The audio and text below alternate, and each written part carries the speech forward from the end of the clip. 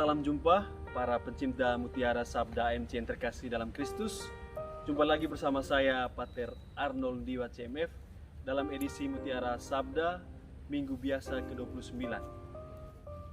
Hari ini dalam bacaan pertama dari kitab Nabi Yesaya menyampaikan nubuatnya kepada orang-orang Israel yang selalu protes terhadap Tuhan Allah. Mereka sudah berjalan jauh dari Mesir menuju Kanaan dan mereka protes pada Tuhan. Kenapa Tuhan menyuruh kami untuk pergi ke Kanaan padahal kami sudah sangat bahagia di Mesir. Di sana kami makan daging, makan yang enak-enak, tapi di Kanaan kami tidak menemukan apa-apa. Dan mereka protes pada Tuhan. Dan Yesaya menyampaikan nubuatnya kepada mereka bahwa tenang, Allah akan menyelamatkan kalian. Jadi Tuhan punya rencana yang indah buat kalian. Jadi pesannya bagi kita adalah terkadang waktu yang Tuhan berikan pada kita itu tidak sesuai dengan apa yang kita inginkan. Rencananya itu kadang tidak sesuai dengan apa yang kita mau. Tapi rencana Tuhan itu selalu indah pada waktunya. Rencana Dia untuk menyelamatkan Israel selalu indah pada waktunya. Walaupun dalam perjalanan mereka mengalami persoalan, mereka mengalami tantangan, bahkan mereka mengeluh pada Tuhan, tapi pada akhirnya Tuhan menyelamatkan mereka. Tuhan menyelamatkan mereka dari kesakitan-kesakitan mereka, dari penderitaan-penderitaan mereka. Itu dari bacaan pertama kitab Nabi Yesaya hari ini. Dan yang kedua, dari bacaan Injil hari ini, dari Injil Markus. Bagi saya ada dua hal penting yang mau kita renungkan. Yang pertama, mungkin kita bertanya kenapa Yakobus dan Yohanes itu harus bertanya pada Yesus di mana mereka akan duduk, di sisi kanan dan kiri Yesus. Pertanyaannya lah, mengapa mereka bertanya demikian? Kalau kita baca teks sebelumnya di Markus 9 ayat 34, itu mereka bertengkar di antara mereka. Mereka bertengkar siapa yang terbesar di antara mereka.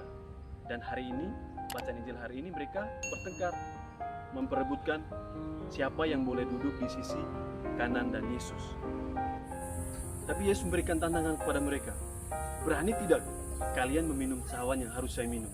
Itu artinya Yesus menawarkan tantangan bahwa kalian berani tidak melewati penderitaan seperti saya, yang harus dimaki, yang harus dicaci dalam perjalanan menuju Golgota, dan puncaknya harus mati dengan cara dipaku di kayu salib.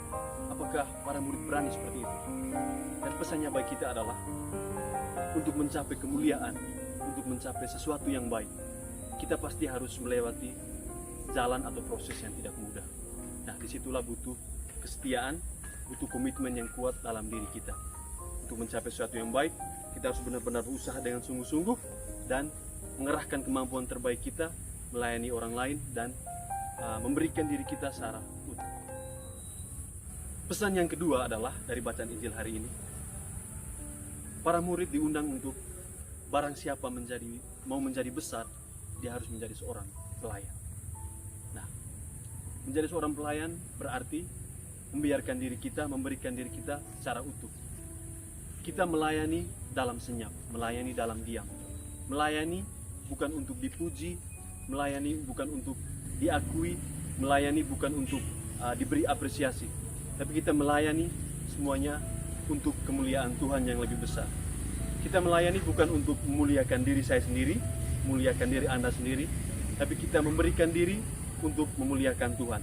Ini bagi saya poin yang sangat menarik. Kita melayani dalam senyap. Tidak perlu merasa pesimis atau merasa takut ketika orang memberikan penilaian yang buruk tentang diri kita. Apalagi kalau tujuan kita sangat mulia, kita mau melayani orang lain. Tapi berilah dirimu, berilah kemampuan terbaikmu, dan selalu menjadi berkat bagi orang lain. Itu artinya kita melayani dalam senyap.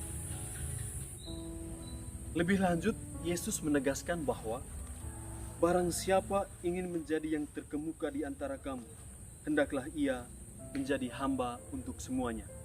Menjadi hamba artinya bahwa kita menjadi nothing untuk mencapai sesuatu yang baik. Kita menjadi nothing artinya kita membiarkan diri kita atau kita merasa bahwa kita belum tahu apa-apa. Kalau misalnya ada teman-teman AMC yang sekarang sedang sekolah atau yang sedang kuliah, silakan menjadi nothing. Jadi nothing artinya selalu merasa bahwa saya belum tahu apa-apa, sehingga saya termotivasi untuk mempelajari sesuatu yang baru. Jadi from nothing to something. Itu artinya kita mengosongkan diri kita. Kalau dalam bahasa Yunani, kita membangun spirit kenosis. Jadi seperti Yesus yang mengosongkan dirinya hingga wafat di kayu salib, kita juga menjadi orang yang mengosongkan diri kita, yang membiarkan diri kita tidak tahu apa-apa, sehingga kita selalu termotivasi untuk mempelajari sesuatu yang baru. Para sahabat AMC yang terkasih dalam Kristus, terinspirasi oleh bacaan-bacaan pada hari ini, mari kita belajar untuk menjadi pendengar sabda Allah yang setia. Kita menjadi orang-orang yang melakukan firman Allah, orang-orang yang selalu merasa diri kosong, yang selalu bertindak sebagai seorang hamba, sehingga kita selalu termotivasi untuk mempelajari sesuatu yang baru. Tuhan memberkati.